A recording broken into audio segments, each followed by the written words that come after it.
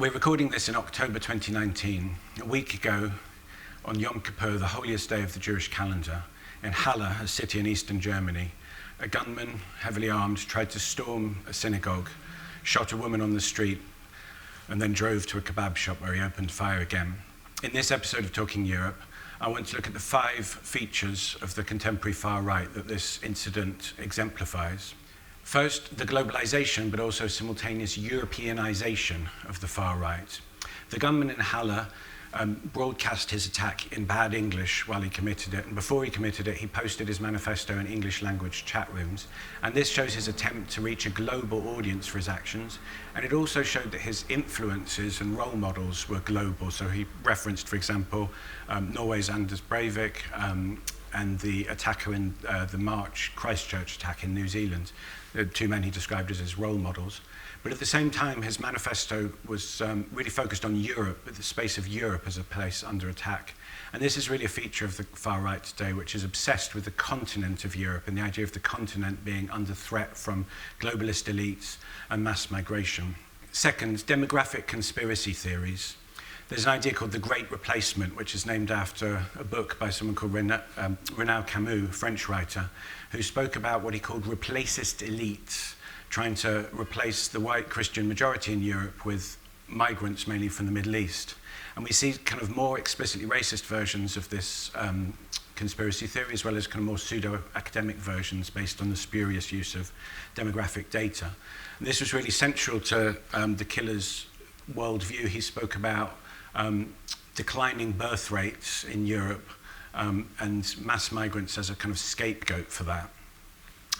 Third, anti-feminism. Fascism has always been anti-feminist, but I think the current wave of far right activism has been really centrally obsessed with feminism, and in many ways we can see it as a kind of backlash against the gains of second wave feminism.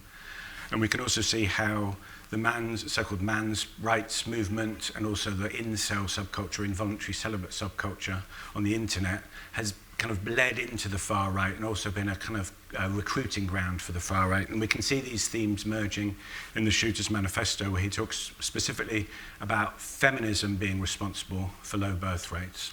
Fourth, the intertwining of anti-Semitism and Islamophobia. When he spoke about feminists being responsible for the low birth rate, he said, and the Jew is the root of all these problems. If Europe is kind of central to the contemporary far-right imagination, it's not surprising that the Jew and the Muslim, who are the 2 kind of figures who've been the constitutive outsiders who've defined Europe since the Middle Ages, have taken on a more prominent role.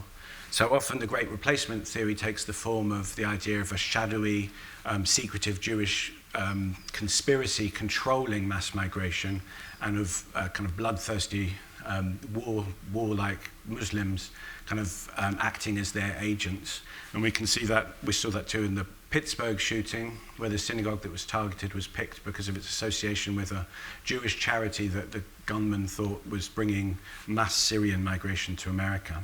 But we can also see it in more respectable forms, for example, in the obsession with the Jewish philanthropist George Soros, who's often associated with mass migration in the right-wing imagination. Fifth and last, we can see the gamification of right-wing terrorism. So the shooter in Halle, like lots of the other recent shooting incidents, streamed his attack live, and his kind of representation, his framing of it was soaked through with images and themes from game culture. For example, he saw his killings as achievements within the game. These 5 features, I think, are really the driver of far-right terrorism at the moment, and if they continue unchecked, then tragically we're going to see more of these kinds of attacks.